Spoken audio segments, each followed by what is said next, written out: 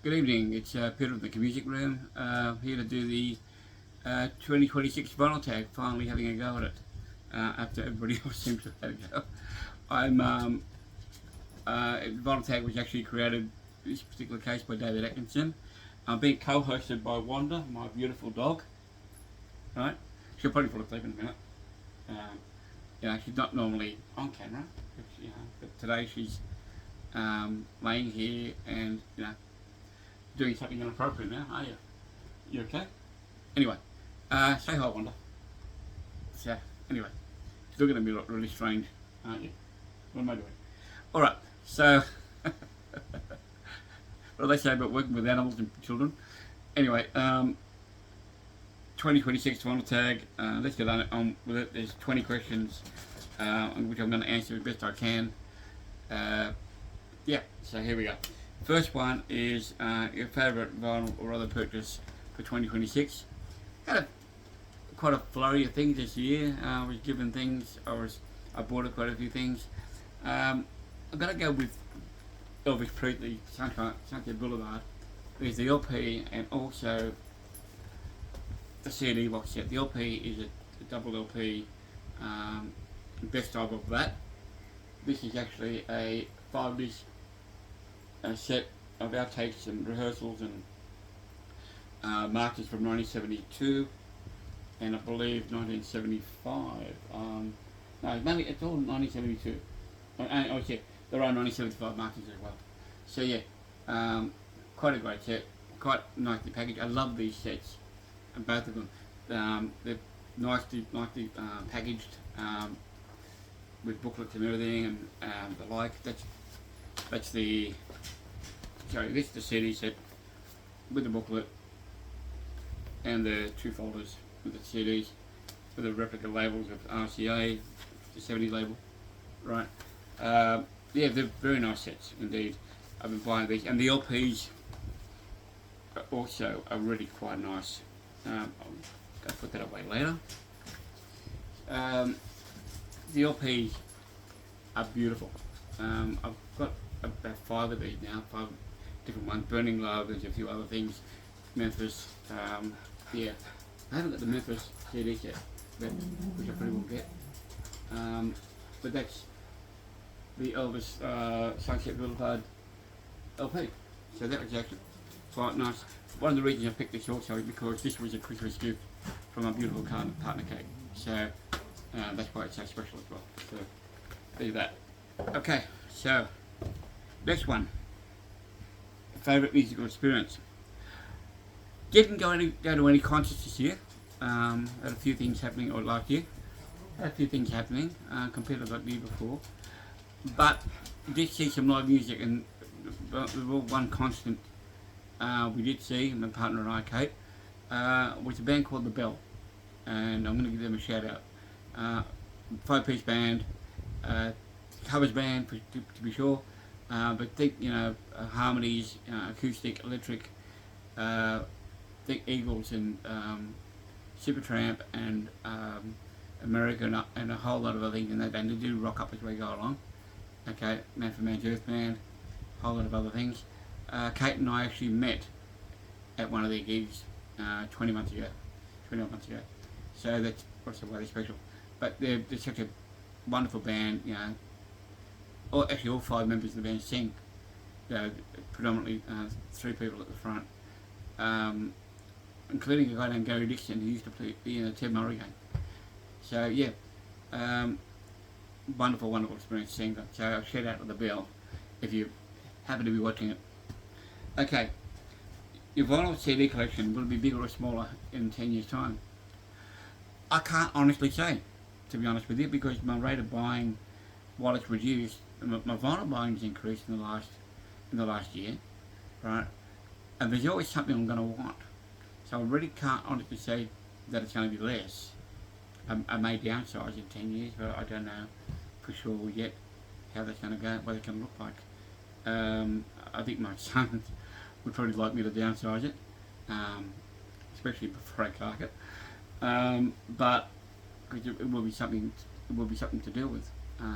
But I try to leave as much information for him as well on some of these things, particularly the Beatles stuff that I've got. They're all labelled with details of what pressings they are and what they're all about. So, you know, at least you'll know and be informed.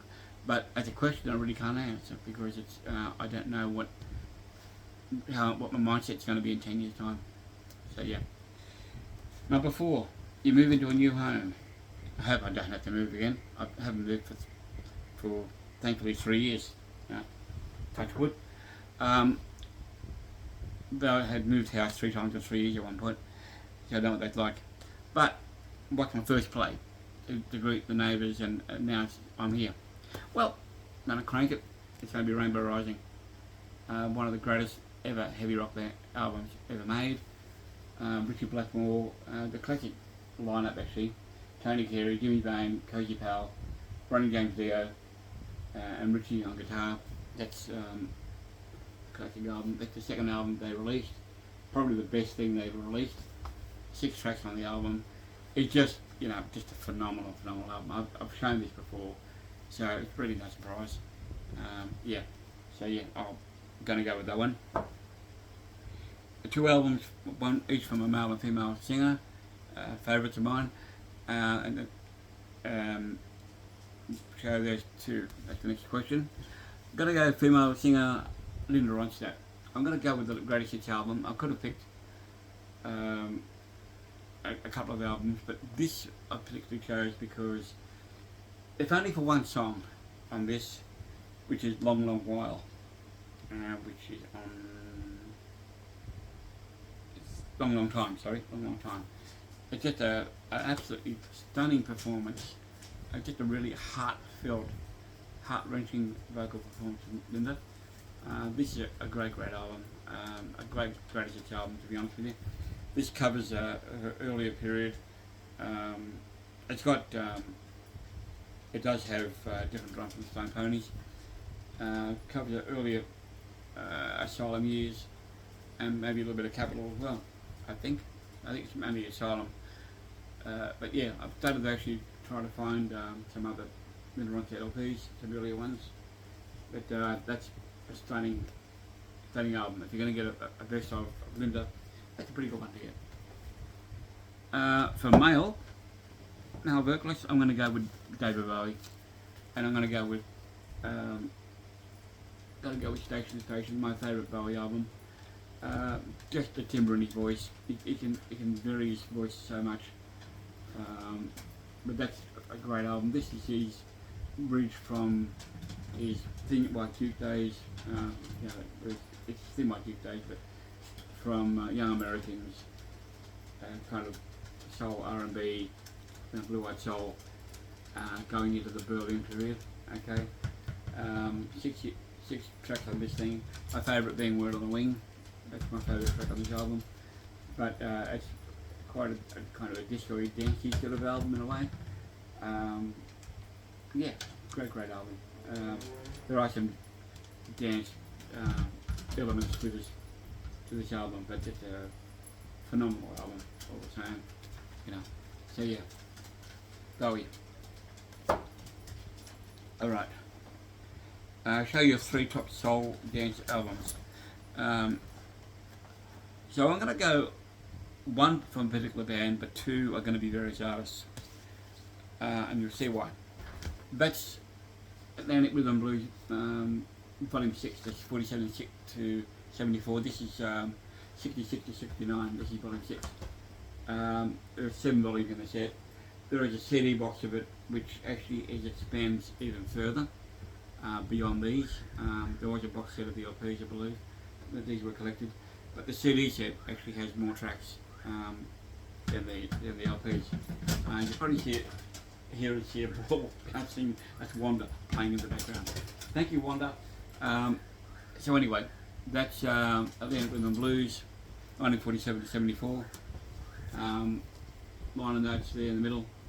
This is the kind of where that soul music started to really ramp up, become prominent. You know, Wilson Pickett, Eddie Floyd, Otis Redding, Sam and Dave, Arthur Conley, Aretha Franklin. So she really hit him stride here with Never Loved a Man, Do Right Woman, Do Right Man, Respect, Booker T and the MGs, You've got the Barcade Soulfinger, Otis Rock of the Bay, unfortunately his last track. But yeah, Take a Little Maria, Raining Light in Georgia, First Time Ever I Saw Your Face, Roberta Flack. Yeah, a great album. It's a great series all round, Thank you, girl. As I get a kiss from my girl. Thank you, girl. Enough, please. Enough. Come on. So, this is the first. I've never been interrupted by my dog before making a video, but I'm not going to stop. So, this is Atlantic Rhythm and Blues, 1947-74, Volume 6, 60-69. Great track set. Then another Various Startups album, another series called Soul Shots. This is from Rhino Records. I've found this series before. This is an 11-volume series. This is soul music that wasn't Motown or Atlantic or Stax, right? So you've got a whole lot of people like James Brown's on here, Bob and Earl, Harlem Shuffle. This particular one, Volume 1. This is a dance party album, so it's a great dancey soul party thing. Set the scene. Two for the Price of One, Larry Williams and Johnny Guitar Watson. You'll have to Lifting Me Higher and Higher, Jackie Wilson. Other volumes you've got people like Billy Stewart doing Summertime. You got Barefoot by Robert Parker, which is actually covered by Groundful Station. I believe it was a B-side of Smoking the Boys Room, the 45. Summertime's on this, number 7. That's a phenomenal track. Right, so yeah, I think it's that's James Brown on the front. You've got Billy Stewart here somewhere in pictures. You've got the liner notes on the Rhino Records. So educational. As I love these kinds of compilations, I love reading about what I'm listening to. Rhino Records I discovered in the late 80s, early 90s, thanks to a shop called Time Warp Records. I've told this story before, but this is the 11-volume series, which I've got all 11 volumes. I believe that there was an abridged series on CD with only 4 volumes, kind of the best of these, plus a few extra tracks that weren't on the LPs. But yeah, that's a brilliant series. So it's soul music that ordinarily probably wouldn't know about. They'll have probably local hits, regional hits, don't have necessarily national hits. May not have had the exposure of the bigger label like Atlantic Stax, So yeah, great series. The third one's going to be the Commodore's Machine Gun, which is an absolutely funky album, which also used back in the day when if you've ever been to a hi-fi show, like over in America or even here in Australia, even in England, where they use certain records to demonstrate, and this record was actually used to demonstrate stereo components. The first side, Machine Gun, Girls Are My Weakness. Well, you're not politically correct these days. I Feel Sanctified, The Bump, Rapid Fire. This is a great album, a great fun album to listen to. If you're going to get up and dance, this is the one to do it too. So yeah, Commodores. And of course there's Lionel Richie, pre-solo fame there. So yeah, great album. Okay, so number 7, nominate a track you hate from an album you love. Okay, so I'm going to go, I love the White Album. And the track I'm going to pick is not Revolution 9. It's going to be Wild Honey Pie. I won't say that I hate it, but I think it's a bit of a waste of space. It's really a goofy track. When you first hear it, you think, what the hell? If you're listening to this for the first time, it's not. I don't skip it or anything, but it's a track that it is skippable. If there's a real track that's skippable. Of course, the White Album. This is an 87 or 89 LP. This is from the digital recording. Direct metal mastered on the Apple label. It's got the poster and it's got the pictures. Yeah. So, but yeah, White Album. That's Wild Honey Pie. I think is going to be the nominee there, and I'm going to keep that aside because that's going to come up in another question. Okay, so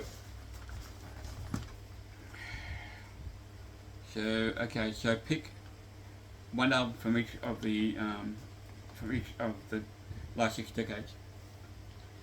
A very difficult question, this one, because I could pick any number of things to give my collection what it is, but let's go.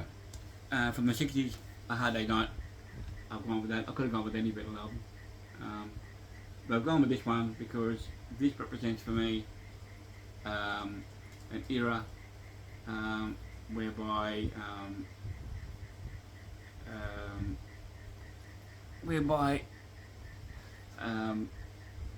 it was just a joyful period in my life as a kid, growing up with Beatlemania, me going to see the movie, it's just taking me to see that movie.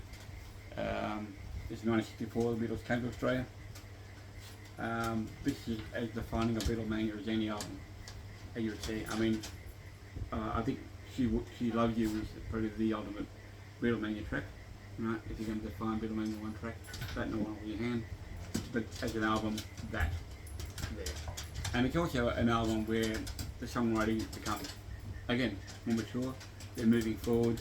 There's some great stuff on this. The second side has things like Things We Said Today, and You Can't Do That. Something like I'll Be Back, I'll Cry Instead. So yeah, there's some really good stuff on this one. So yeah. Right. That noise you hear in the background is Wanda running around chasing after a ball. So you're being entertained on 2 fronts today. I hope you're being entertained anyway. Alright, the 70s. So I hope it's not too distracting. But I'm not going to stop this. The 70s, I'm going to go with Meatloaf's Back Out of Hell. I had this on tape for a long time. I didn't actually own the LP. So there were things that I discovered about this album. Got the interlude. I think I've discovered about this album that I didn't actually know about, including a motorbike guitar played by Tom Rundgren on the title track. This is a great album. There's the DVD of the classic albums, BBC series that covers this album. It's a really fun episode, and particularly when you get Jim Steinman talking about the writing of these songs. 2 out of 3 ain't bad. Saying that it could have been an Eagles song. Actually, when you think about it, yes, it could have been an Eagles song, just the style of it. Paradise by Dashboard Light, what do you call it, the ultimate car sex song, with the unhappy ending. Great song.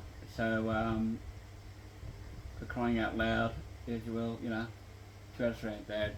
This is a great song, great album, right? So that's definitive of a 70s album as anything.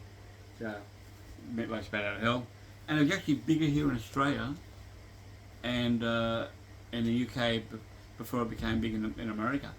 And apparently this album got shopped around to many different labels before Cleveland Records picked it up.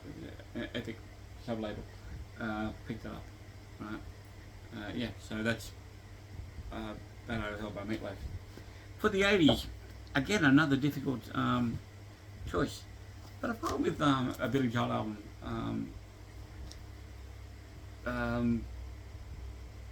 which is Innocent Man. Now, I heard this album a lot actually on my tour of Europe in 1984, and it's rather quite a great album. It's funny listening to it and listening to conversations about it, the making of the album, and how a track, Uptown Girl, for example, that was Billy trying to recreate the Four Seasons, the sound of the Four Seasons, a Four Seasons song, or down to the sound of the track itself. And actually I can hear the Four Seasons doing that song. Longest Time, I love it, just an a cappella with finger snaps. Tell Her About It, of course, the Uptown Girl we know about. Kept the Faith, Easy Money. So this is, I think, a pretty good album. I think it's a kind of an underrated album from Billy. But yeah, I think it's I like it. Yeah, that's Innocent Man.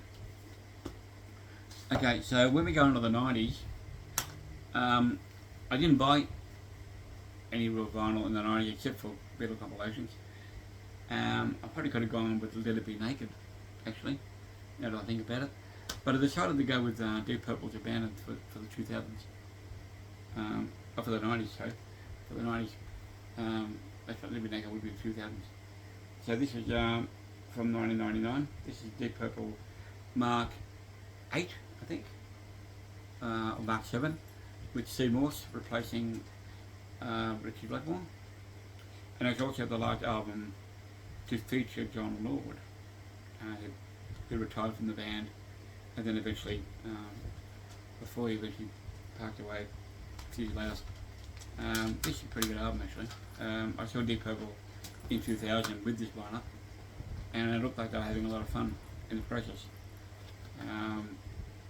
A mate of mine, my best mate Andre, actually had seen them in concert as well, and recommended. He'd seen them in '99. I think he saw this tour. But yeah, this is Abandoned. Ian Page, John Lord, Steve Morse, Roger Glover, Ian Gillan. So yeah, Abandoned by Deep Purple. That's the 90s.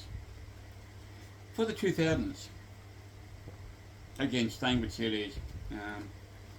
Again, I didn't really buy much in the way of vinyl, if I bought anything in vinyl.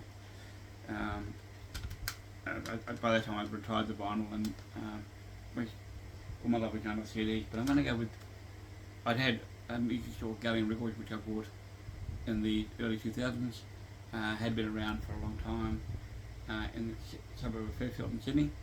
This is the Dixie Chicks, now known as the Chicks. This is an album called Home. And I didn't know much about them, to be honest with you. I'd heard a couple of tracks. I didn't realise this is a purely acoustic country album so far as no electrification on there. And this is a great album. I would actually play this album in the shop. You know, a long time gone. Landslide, the cover of Stevie Nicks song from Fleetwood Mac. Travelling Soldier, a heartfelt song, beautiful song. There's a whole lot of great things on here. White Trash Wedding's fun. I Believe in Love, Little Jack Lade, Top of the World. Yeah, great stuff. And they actually followed this up by playing, I wish I'd brought the DVD up, playing this album live before it released at the Kodak Theatre. Great show. Really gutsy thing. They invited the press along to promote the album, and really a gutsy effort to do that. You know, play an all new album before an invited audience, and yeah, great show. That was a great show. Live at the Kodak Theatre. So there's that one. So 2010s, I'm going to go with a duo that I discovered only recently in the last couple of years, called the Mona Lisa Twins. And I could have picked a whole lot of things. Like say with the 2000s, I could have picked on CD, could have picked the Foo Fighters, Powderfinger, a few other things. And this I've gone with Orange by the Mona Lisa Twins. A duo that I believe, I think they're Austrian, or I think there were two English girls living in Austria. I don't know offhand. This actually has a pic, a signed pic that came with the CD. I think this is actually, I don't know if it's signed, but this is a beautiful album actually. It's the harmonies, these are all originals, very Beatlish harmonies. You know, they're very end of the Beatle thing. They've played the Cavern Club. There's actually a live CD, DVD, a live CD of them playing the Cavern. A place I'm familiar with because I actually got to play drums there one night in 2014. But yeah, Orange by Mona Lisa Twins. If you haven't discovered this pair, these two, they're worth checking out. The Mona Lisa Twins. Okay, the sisters are named Mona and Lisa. There you go. So do yourself a favour, to quote Molly. Okay. Name a song. So, alright. So I've changed who I thought about for this next question, pick an artist that you would like to spend a day with, either having a coffee, going for a walk, whatever it may be, chilling out. I thought about Ian Paice from Deep Purple, my favourite drummer, but it'd be great to meet him, right? But I think I'll be too Star Trek, right? I'll probably be Star Trek with this next guy, but I'm going to go with Mike Portnoy, the drummer from Dream Theater. I've come to Dream Theater a bit late in life. That's the most recent album called Parasomnia. The double album on LP, lavishly presented, beautiful booklet in here. Mike Portnoy has only just recently rejoined Dream Theater in the last year or so. He left the band for about 10 years, and he rejoined the band only last year or before. That was Mike right there at the end. Right, brilliant drummer, fantastic. I think one of the attractions also for me is that he's also a Beatle nut, and I'd like to, if I'm going to ask him one question, I'd probably challenge him to a Beatle quiz, a similar thing to what he's done with his daughter. He's a Beatle tragic, it'll be fun having a conversation with him just about that, about Beatle stuff. I'd love to talk about his drumming, but his drumming would blow me out of the water. My style is fairly basic. I mean, I consider myself kind of a Ringo type drummer. Not that I'm at Ringo's level, but I consider myself a Ringo type drummer, like a straight up and down style drummer. So yeah, but Mike Portnoy would be probably my choice as a guy to chill out with for a day. Right? I probably wouldn't mind even jamming with him, if only just to have fun. I mean, having a go at his kit would be. He's got this monster drum kit, which, you get lost in it. Oh wow! If you've ever seen a heavy rock band, a drum kit, that's just like amazing.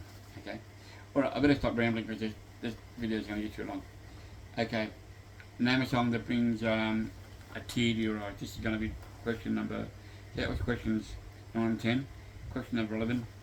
I'm going to go with Beautiful Boy from Double Fantasy, and the reason being that I became a dad. This song was out for a long time before I became a dad in my own right in 1993, and it was the first song. Beautiful was the first song I actually played to my son David when he came home from the hospital. And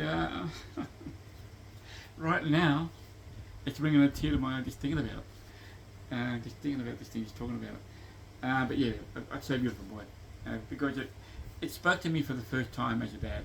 Sorry, tapping the microphone. It spoke to me as a dad for the first time. The first time I could actually really relate to the song itself. Being a father of my own right.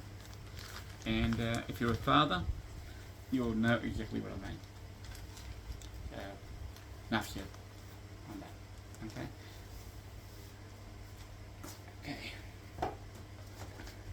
Okay. 3 excerpt albums from artists you tried to like but you can't.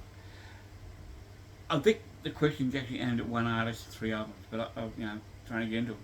But in this particular case, I want to go with 3 separate artists and 3 separate albums that I've tried to get into that I can't. Okay. First one is a Bee Gees album. It's all early stuff. It's pre-67, when they were younger, kids in Australia. They were famous here in Australia as kids. This has been a much reissued thing. They actually, Festival Records would get a later photo of the Bee Gees and lump on early stuff. It's kind of a bit of a false advertising type thing. It's an okay album, but I mean, when you've been used to, Massachusetts and Run to Me and those songs, and then Staying Alive and Deep As Your Love and all these other ones, and then you go back to this, it's a bit of cringe. So it is a bit of a hard listen. Okay, second album is Glenn Hughes, Play Me Out. This is Glenn's first solo album after Leave the Dead Purple. I've tried to listen to this album over the years. This is from 1977, and I just find that I can't get through it. It is really hard work. I don't think he knows what he wants the album to be. You know, it's got different. It's hard rock, and then he goes into this funky thing. It's a confusing album. It can be a bit mundane as well. I hate to say that. And Clem's a great performer. I saw Glenn perform live. I think it was last year, the year before. Last year it was. It was my best mate, and that was a great show. But this, unfortunately, it doesn't really feel well. You know, it's a bit of a hard listen. I have tried to get through it. I've still got the album. I've kept the album, but you know, I can't get through it.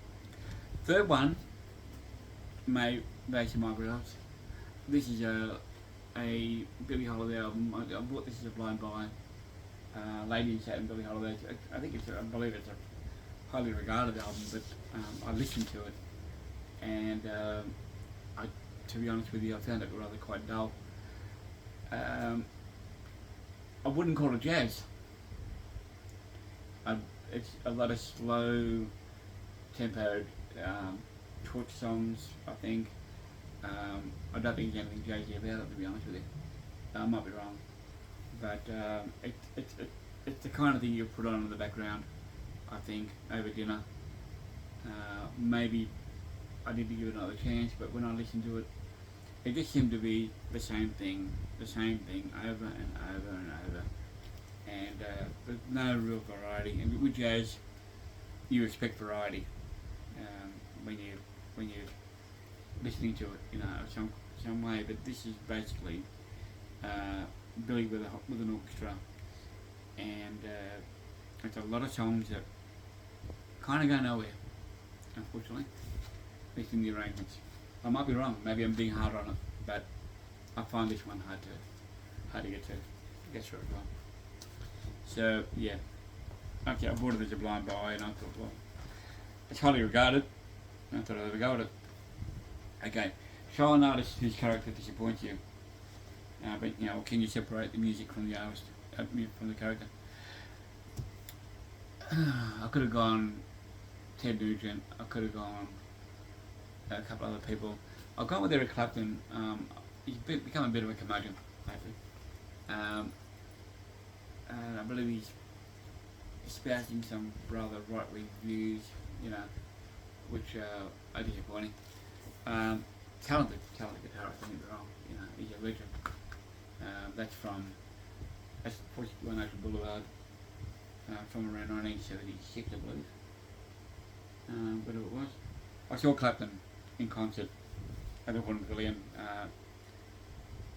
touring this album actually, and he was a curmudgeon back then. You know, he's 74.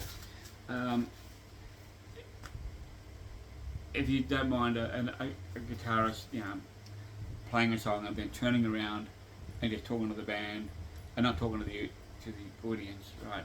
He was going through a phase. I think it was substance abuse phase at the time, and I think that kind of may have affected his character, his demeanour.